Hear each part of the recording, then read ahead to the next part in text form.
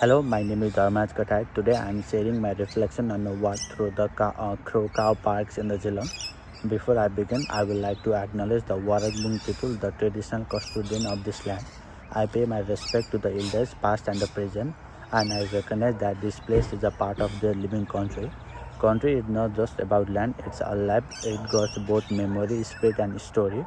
What I have learned is how indigenous understanding reminds us that country is not just about the natural resources but also about the teachers and the friends. The perspective underlines how I relate to this park. As I walked through the garden and slowed down so that I could notice everything around me. I saw the shade provided by the tall trees, the distinct base against the green vegetation and the open space on grass. I heard the gravel crunch below my shoes, roasting leaves on the wind and the bird's melody. I felt the warmness of sun on screen. The air carried the fresh, earthly smell from the rain. This sensation remind me that being in relationship with a place involves being fully present. I also observe other living organisms here, the birds flitting from branch to branch and insects flying near the ground.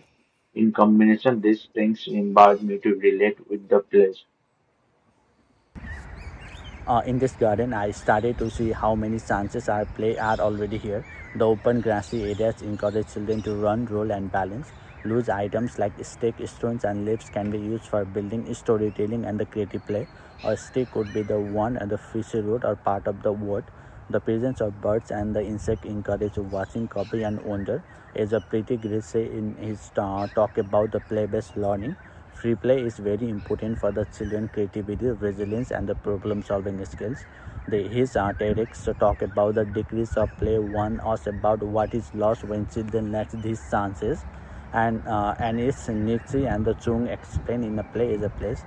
Play is a space where children mix the real and imaginative.